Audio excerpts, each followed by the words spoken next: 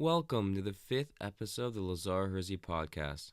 This episode features me, Lazare, and my guest Melissa Khasbagan, founder of two companies, TeenLink and Tailored, as well as a nonprofit called 1000 Books. She started her oldest company, TeenLink, in a startup incubator in Austin, Texas.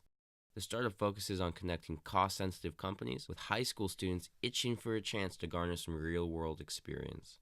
In this interview, we discuss how people treat young entrepreneurs differently, how she got involved in entrepreneurship at such a young age, and the factors that motivated her to set such audacious business goals. So sit back, relax, and enjoy my chat with Melissa Khasbagan.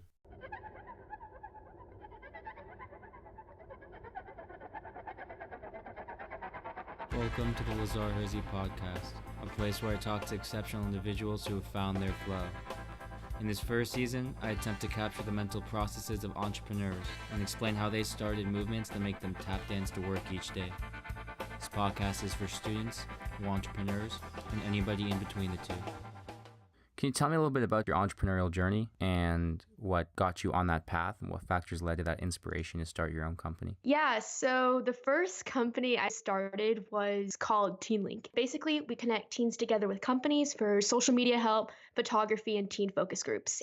I started that last year, and that's kind of the beginning of my entrepreneurial journey. Since then, I also founded 1000 Books, which helps students in rural areas have access to more English opportunities. This summer, I founded this thing called Tailored with my friends. It's a shopping platform that's targeted towards young men. We basically make the online shopping process super easy by offering the user clothes-based price and style inputs. That's where my entrepreneurial journey has taken me. I'm done founding, and right now I just want to stick to the process of taking where my companies are right now and potentially scaling them.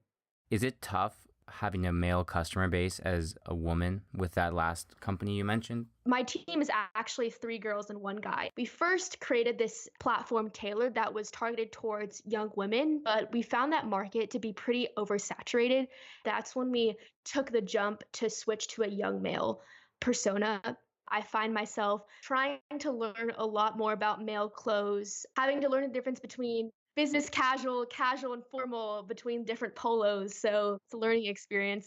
Remind me what grade you are in again? I'm going to be a junior in high school this year. So yeah, pretty stressed out, but excited for the experience. Kind of a follow-up. What do your parents think of you starting these different companies? Are they supportive? Do they think you should be focusing on school instead? What kind of support do you get from your family? I am Asian American, so I have strict parents who are very concerned with academics. I'm forced to put academics first. I manage my time in a way where I can get most of work at school and a little bit when I get home.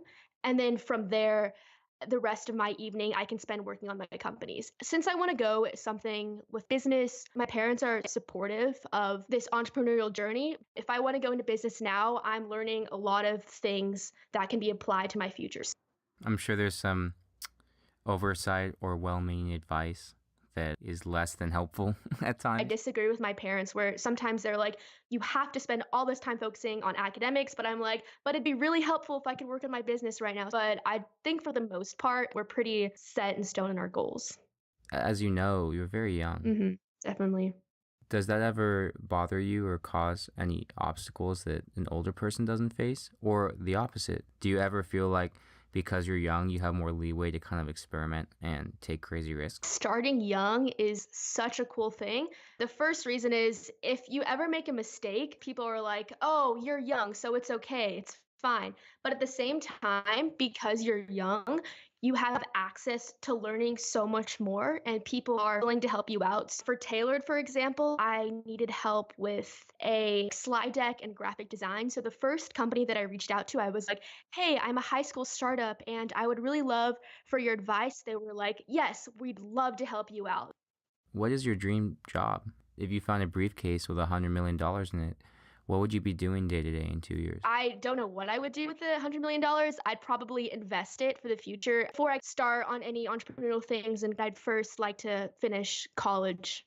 What do you want to go to college for? For business, maybe marketing related. They say majoring in entrepreneurship or something kind of kills the entrepreneurial mindset, which I disagree with because I think entrepreneurship is something that can be taught. There's somebody you might like then in terms of marketing. Have you heard of Tim Ferriss? I'm not too familiar with him. He has a lot of good content on his blog. This article in particular talks about how a friend of his got $100,000 in revenue in the first month of opening the company by using this really simple referral system with prizes. They executed so well. They were making insane cash flow from the get-go.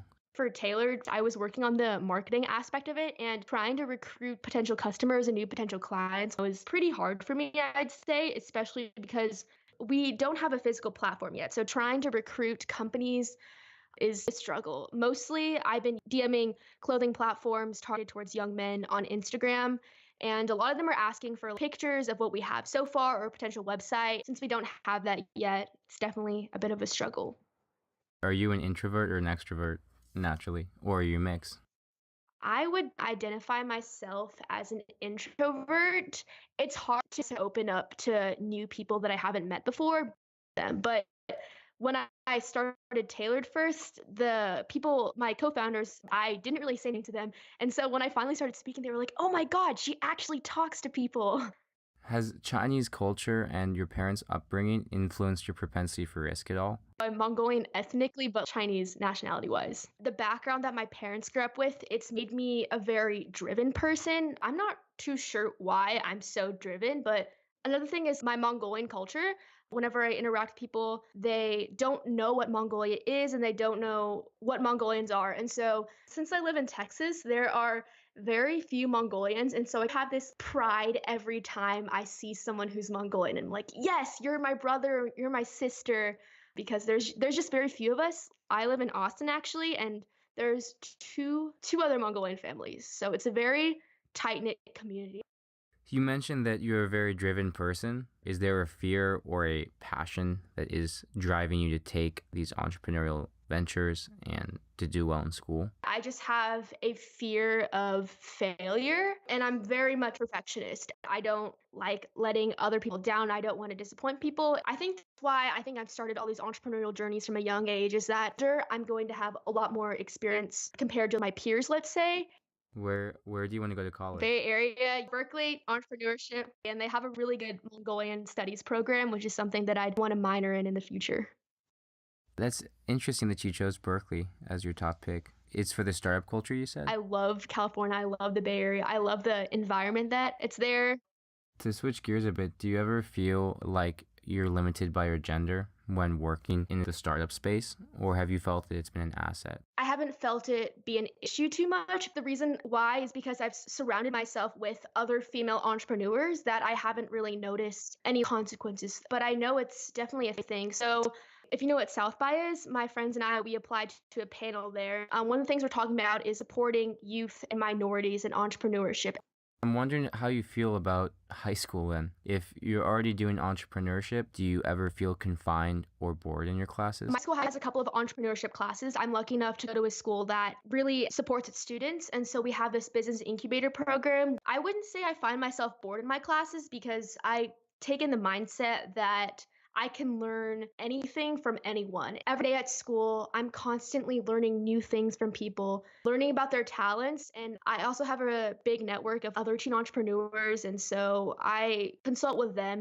What's your favorite subject in school? Either art history or math. Art history, I'm interested in the facilitation of trade within the Silk Road, how you can find pieces of porcelain that used cobalt from Persia, and how you can find elements of Chinese motifs within Persian art. It's cool to learn about how there was so much cross-cultural trade between the Silk Road. I find it fascinating. If you could have one person over for dinner, alive or dead, who would it be and why? Genghis Khan, the founder of the Mongol Empire. People think that he's a tyrant. People think that he's barbarous, which are definitely points that I agree with and are true to a certain extent. But I think his upbringing is what makes him such a unique and admirable leader, and the fact that he was born holding like a blood clot in his hand, to the fact that his tribe abandoned him, and so his mother and his siblings were in the woods during the winter at the brink of starvation, basically. And the fact where he managed to unite the Mongol Empire, I would like to sit down with him because I would want to learn how he didn't use his upbringing as an excuse for not making it in life. So I definitely want to learn some leadership stuff from him, leadership tactics. Do you feel like your upbringing has been confined in any way, financially or otherwise? I don't think my upbringing has been that confined. I grew up in a pretty fortunate household. One thing that I'm all about is providing access to opportunities. I think that everyone deserves the right to have access to opportunities. My co-founder and I actually started TeenLink so that we could provide other teens with the opportunities to pursue jobs that they're passionate about. I do some freelance photography work in some companies that I was working with so that, oh, because you're a teenager, you're not as experienced. For 1,000 Books, which is this nonprofit that I founded. First, I started teaching teachers in rural areas in Mongolia and China in English. I would help correct their pronunciation because they taught in a rural area, they hadn't been exposed to working with professional ESL teachers. The fact that they were teaching English to students, even though they themselves had not interacted with native English speaker, was concerning to me. And the fact is, my cousins, they go to schools like this in rural areas, and they weren't getting access to the same education opportunities I was. And so I started working with the teachers, and from there, it grew to more and more teachers. I actually did a panel last week in China where I went to a high school, and it was a presentation introducing the differences between Chinese and American education, and then also an introduction into entrepreneurship, because many of the students there, they want to learn English, they want to come to America in the future, but they were afraid to start practicing English to other people. It's all about encouraging them to practice English. I've been working with a teacher, and we're trying to develop a pen pal program so that they can talk to American students and learn more about the life that they have here. We're applying for the nonprofit status because we found that once you have the 501c3 status, a lot more companies are willing to give out donations and help organizations out. I'm not doing this for college, but in the mindset that doing these things now will help me gain new skills that will be valuable for me in the future. It's almost directional based. It's like organized chaos. Like, I'm not sure what the final shape of this will take, but I know that it's in the direction I want to go. So I'm going to keep working in this direction over and over. Definitely. If I can somehow implement the core values that I care about, giving people access to the opportunities that I've had access to growing up, and helping others, or focusing on an issue that I really care about, those things combined, and if I can somehow turn it into a company, that's where I'm going with this. That resonates with me on two levels. The first being The 7 Habits of Highly Effective People by Steve Covey. In the book, he talks about value-based living, which I feel like you definitely embody and carry out every day. And the second being the Steve Jobs Stanford speech, which I'm sure you've listened to. Yeah, that speech resonated with me a lot. There was this one quote where it was like, stay hungry, stay foolish. And that embodies me so well as a teen now, is that I can learn so many new things from so many different people. But at the same time, I have to have the mindset where I can't act like a know-it-all. I have to be like a sponge and just absorb all the information I'm getting and then apply it and teach other people. Is there any one person you look up to, besides anybody we've mentioned before, that's greatly influenced your worldview? Someone who's definitely helped shape my view is Whitney. So she's actually my mentor, and I could not be here today without her. She's helped me so much. Considering last year, I didn't really know much about entrepreneurship. She's helped me within my journey of figuring myself out, figuring my values out, and along the way, starting a couple of companies. And she's helped me develop a mindset of finishing strong, developing values, and then sticking with them. How did you meet Whitney?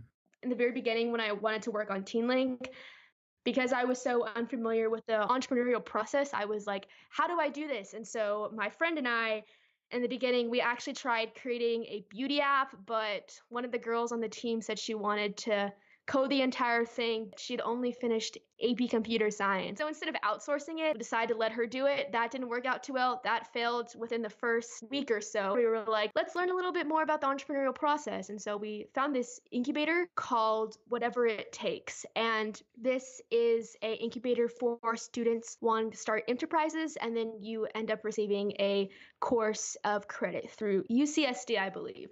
I think that's when this entrepreneurial journey all started, because I learned so much about business that I had never been exposed to before, really, because I think before last year I was so heavily focused on like STEM and like I'm wanting to be a doctor, which I think my parents definitely contributed to that. What was a formative book that you read, or if you can't think of one on the spot, what's a book you find yourself recommending often to other people? This is definitely something business related. Building a Story Brand by Donald Miller. It is the best book when it comes to business clarity. So for TeenLink, you can ask anyone. Last year, I was so all over the place with business. I had like so many different ideas, and none of them were all clear. Once I read Building a Story Brand, I was able to keep my message concise and clear. That really helped when pitching our idea to potential investors, to potential clients. That also helped down with clarity on our website so that people could really understand what we were saying and where we were coming from. He talks about the fact that people create a lot of noise unintentionally. It's about having your brand create the best message possible that's easy for the human brain to understand, because ultimately the human brain is going to buy a product that resonates with them, that's marketed towards them, but it's also very clear. And so that book has definitely helped a lot. There's something you might enjoy. I will also send you after. Seth Godin, it's like a 7-minute clip from some speech he gave. It's been helping me recently. 3 things you have to convince a consumer of before they'll buy from you. First, it's the story of me. It's the story of us. And then there's the story of now. I find it interesting how each of these techniques rhyme, especially with storytelling, but each one makes you, slightly better, slightly better, slightly better at conveying your information clearly. I love reading business books, but unfortunately, I don't have much time to right now. So the fact that it's a video, I'll definitely be sure to look into that. It's just there's not enough hours in the day. Yeah, definitely. For me, especially trying to balance high school and business, there's times where I found myself the last couple of days working in the car, and so if we're ever going into the countryside, I just have my laptop out, connected to a personal hotspot, and I'm just grinding on my computer. Thank you so much for giving me your time today, Melissa. Do you have any questions for me before we wrap it up? I don't have any questions on my mind right now, but I would like to give myself a plug. Currently, Tailored and 1000 Books doesn't have a website, but feel free to check out teenlinkinc.com. Teenlinkinc.com. And if you're a small business owner who's looking to find quality teens and you can't necessarily hire a professional for it, we have the teens for you. And if you're a teen who's just in need of a summer job or a one-time job, check out our website, teenlinkinc.com, and you can apply and find some jobs.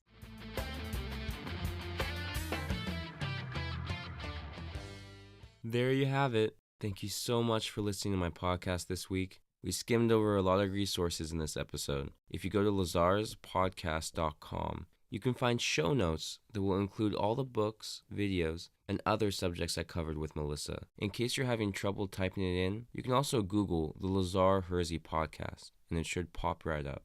Cheers!